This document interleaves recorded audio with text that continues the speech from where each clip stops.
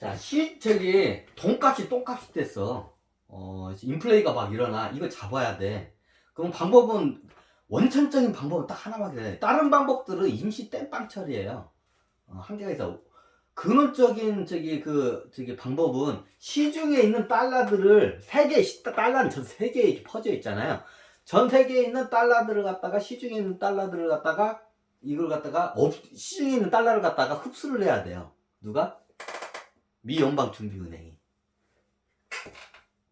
근데 흡수할 수 있는 방법이 그렇게 많지가 않아요. 보통 예전 같은 경우에는 금리를 올려서 예금을 하게 해서 은행에다가 넣는데, 근데 은행에 돈이 쌓이면 나중에 또 돌게 돼. 이것도 근본적인 방법이 아니에요. 시중에 있는 달러 자체가 없어져야 돼요. 그래서 어떻게 했냐, 이게 워린 버핏 이 양반 머리에서 나온 건데, 이 양반은 회사의 주식을 올리는 데서 자사주를 매입해서 소각을 시켜요.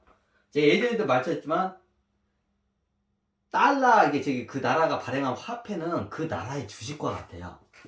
일종의.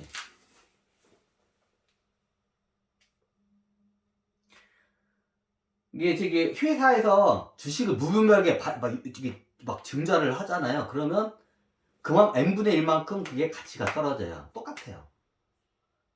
돈도 너무 많이 찍어내면 그 가치성이 떨어져요. 그래서 돈값이 똥값이 되는 거예요. 그러면 이게 인플레이션이 이게 문제가 되고, 이게 나중에 이제 미국 국민들뿐만 아니라 전 세계인들이 달러를 안 믿어. 그럼 어떻게 되냐? 달러값이 똥값이 되는 거예요. 그러면 이제 이게 미국이 이게 붕괴가 모라토리움이 돼, 실질적으로 그걸 갖다가. 그 나라에 이제 이게 모라토리움을 선언한 거야, 미국이. 지금 그것을 피하기 위해서 어떻게 되냐? 자, 이게 지금 현재 상황이 이걸 한번 좀 줘볼까요?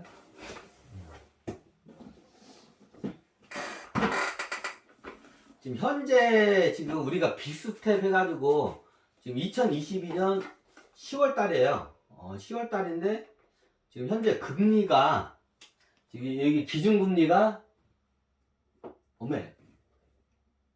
3.25%예요.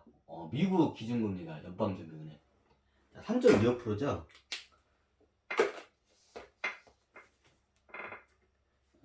그러면 어떻게 되냐? 여기서 시중에 있는 통화량을 거둬내려면 요거예요. 금리. 이게 이제 달러로 해서 중앙은행으로 들어오잖아요. 그러면 이 중앙은행이 이걸 갖다가 그러면 세금을 쓰나요? 안 써요. 어떻게 냐? 달러를 다 소각을 시켜요. 다 이게 태워버려요. 다 없애버려요. 시중에 있는 아예 시중으로 나가지 못하게 이자가 들어온 돈을 갖다가 기준금리 이자가 들어온 걸 갖다가 미국의 정부에서 어떻게 하냐? 다 소각을 시켜요.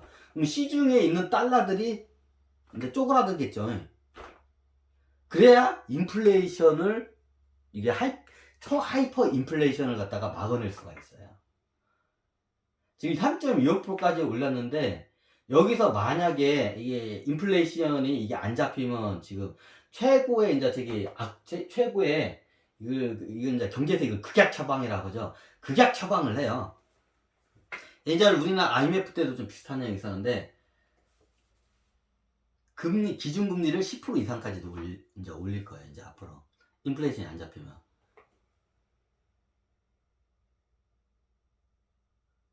이게 계속 인플레이션 안 잡히고 하면 기준금리를 10%까지 올릴 수도 있어요. 올린다가 아니고 올릴 수도 있어요. 그 전에 잡히면 당연히 올릴 이유가 없겠죠. 그럼 왜 저거냐? 시중에 있는 이 자산시장이나 이게 돌고 있는 이 달러 화폐, 전 세계에 돌고 있는 이 달러 화폐를 다 이걸 갖다가 다 흡수를 해야 돼. 그러면 빌려준 돈에 빌려준 돈이 달러가 들어올 거 아니야? 그걸 다 흡수해요. 근데 이게 3.25%는 너무 더뎌, 시간이. 이거 소각을 해도. 그럼 이거를 빨리 앞당기기 위해서 어떻게 하냐? 이자를 더 올려서 많은 시중에 있는 돈을 이자로 해가지고 중앙은행이 걷어들여서 이거를 태워버려요. 소각을 시켜버려요. 그러면 시중에 있는 달러들이 없어지겠죠. 너무나 당연하죠. 그러면 달러의 가치성이 이제 이게 인플레이션이 이제 잡히겠죠. 아니 그런데 달러값만 떨어지지 왜 우리나라 달러 대비 왜 1400 오히려 그럼 우리 돈은 덜 찍었는데 왜 더 똥값이 돼요? 이게 이제 이게 아이러니한 상황이야. 이제 괴리 현상이라고 했죠. 이게 이제 환율 시장에 괴리 현상이 일어난 거야, 이게.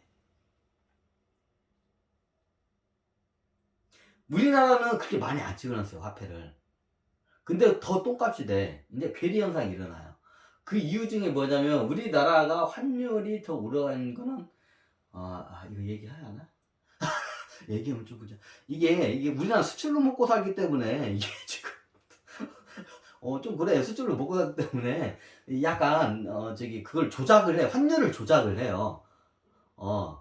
수출을 먹게 하기 때문에. 우리나라가 지금 경상수지가 이게 흑자하거나 비슷해야 돼. 근데 적자로 돌아가게 하려면 이게 나중에 이제 또 우리나라 옛날 IMF 외환 그 트라우마기 때문에 이게 무역수지가 적자가 되면 장기적으로 달러가 나가요. 그렇죠. 너무나 당연하죠. 적자가 나면. 그러면 옛날 IMF 같은 트라우마가 우리나라는 있기 때문에 이게 그걸 방어하기 위해서 어떻게 되냐. 우리나라는 이게 수출을 먹게 하는데 물건이 싸야 돼. 그래서 이게 환율을 조작을 해요, 일부러. 이게 1,400. 지금 그 환율을 조작했음에도 불구하고, 올해 지금, 적자 났어요. 무역 적자가 났어요, 쉽게 말하면. 근데 이게 이제 누적이 되면 나중에 IMF 같은 우리나라가 좀 지하 경제가 많이 봤다고 좀 약간 이게 돈이 들어오면 이게 막 이게 사막 위에 물이 쑥 지하로 들어가는 게 특수성이 있기 때문에 좀 그래요, 우리나라 경제가. 좀 애매한 게 너무 많아요, 이게 좀 이게 설명하기가. 하여튼 그래요. 지금 우리나라가 수출을 먹고 살잖아, 쉽게 말해서. 근데 우리나라는 경상수지가 비슷하거나 아니면 이게 적자를 보면 바로 이거 예전에 IMF처럼 앵꼬가 나버려. 그래서 어떻게 하냐? 정부 차원에서는 수출을 하기 위해서 환율을 조작을 해요. 왜? 우리 원화값이 이게 높으면 우리 상품값이 비싸지잖아. 이 상품값이. 자, 이 상품값이 비싸지잖아. 이걸 수출을 해서 먹고 사는 나라야, 우리나라는. 근데 지금 미국이 지금 소비가 굉장히 줄어들고 저거에. 근데 우리는 수출을 못 가는데 이게 소비를 안 내. 미국이나 유럽 애들이. 얘네들이 소비를 해줘야 하는데. 그럼 우리나라는 이걸 갖다 팔아 먹으면 얘가 싸야 얘네들 그나마 사주잖아. 근데 이게 비싸면 안 그래도 지금 소비가 침체돼서 얘들 소비를 안 하는데 이게 더 비싸지면 더 안 사잖아. 그러면 우리나라는 또 에너지나 이런 거 계속 의존도가 높기 때문에 수입을 해야 돼. 그러면 수출이 안 되면 무역 수지가 적자가 돼. 그러면 달러가 밖으로 이제 빠져나가. 그러면 나중에 제2의 IMF가 와. 우리나라는 IMF 트라우마가 있기 때문에 이걸 계속 유지를 어떻게든 해야 하는 게 입장이에요. 왜 1,400, 달러 값이 왜 저기 똑같던데, 우리나라 원하는 불 찍었는데 왜 더 똑같댔어요? 이제 이거에 대해서 질문을 해야 돼요. 이거는 간단해요. 우리나라 수출로 먹기 때문에 환율을 조작을 한 거예요. 그래서 괴리 현상이라는 거예요. 자, 지금, 무역수지 적자를, 이걸 막아내기 위해서, 왜, 계속 적자가 누적되면 우리나라는 IMF 같은 사태가 또 와. 그러면 이제 이렇게 되어버릴까, 이게. 우리나라의 특수적인 경제적인 상황이야. 이제, 그럼 국가 입장에서는 그 사태를 막아야 돼. IMF 같은 외환 사태를 막아내야 돼. 그럼 어떻게 되냐? 요 물건을 수출을 해가지고, 흑자를 내야 돼. 흑자를 내거나 아니면 또이 내야 돼. 무역수지가. 근데 지금 적자가 났어. 1,450원까지 우리나라의 돈값을 떨어졌는데도 불구하고 적자가 나버렸어.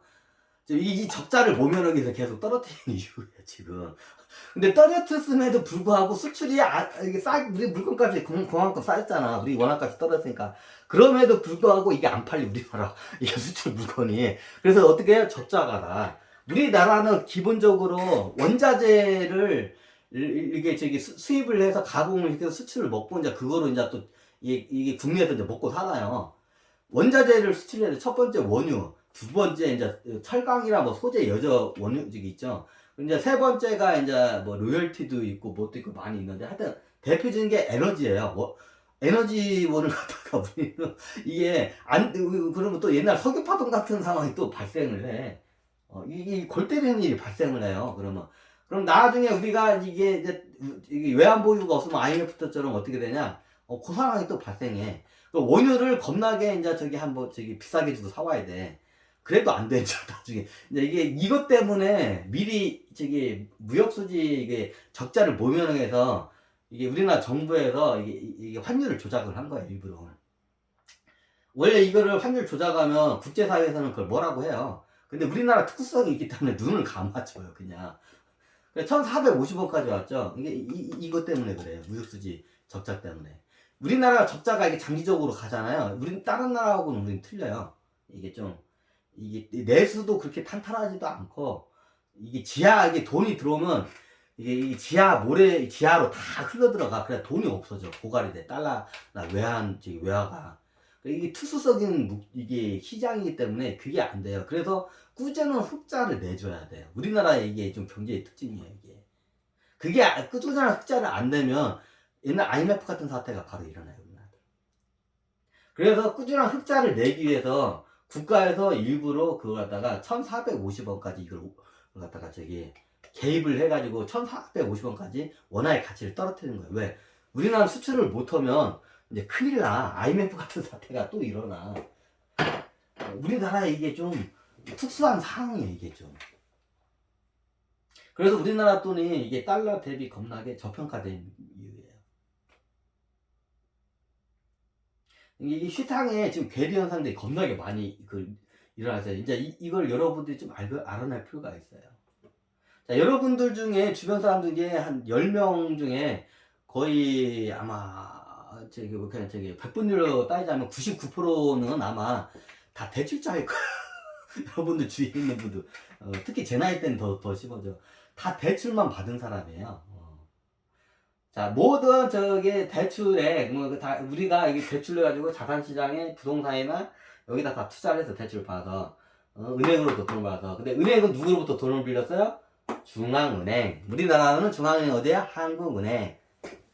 자, 한국은행이 이게 골때 지금 어떤 상황이냐면 한국은행이 쉽게 말하면 이게 대한민국 국민들은 빚쟁이들이고 전 세계적인 현상이에요. 우리나라뿐만 아니라 우리나라 전 국민 대부분이 다 빚쟁이들이야. 그렇죠? 우리나라 전 국민들이 빚쟁이에요. 빚쟁이. 저도 빚쟁이에요. 자, 그럼 빚을 졌으면 그 빚을 갖다가 빌려준 사람이 있겠죠. 최종적으로 빚을 갖다가 그걸 뭐라고 하지? 빚쟁이, 채권자라고 하죠. 채권자. 우리나라 대한민국 국민들은 다 빚쟁이, 채무자들이에요. 그렇죠? 빚을 졌으니까 채무자들. 저도 채무자예요. 자, 그러면 채무자가 있으면 채권자가 있겠죠. 그럼 채권자가 누굴까요? 당연히 은행이죠. 아니에요. 은행도 엄밀히 따지자면 채무자예요. 왜? 다 중앙은행에 빌려준 돈 가지고 장사해먹고 다 했기 때문에. 은행 중에 4대 은행도 그렇고 은행 중에 자본단식적인 회사들이 많아요. 그 돈이 어디냐? 중앙은행한테 빌려준 돈으로 다 메꿔 넣은 거야. 다 자본잠식이 됐어. 지금 한국은행이 지금 채무자가 한국은행이 지금 은행들 이게 다 이게 잡고 있어요. 이게 상투들을 다 잡고 있어요. 못 도망가게. 이거 골 때리는 상황이 지금 왔어요. 이게 설마 올까 저도 이게 설마 올까 예전에 이게 철신들하고 얘기를 하는데 이게 올 거라고 했는데 설마 했는데 진짜 와버렸어 이게. 지금 몇 분인가요? 여기서 한번 끊고 하겠습니다.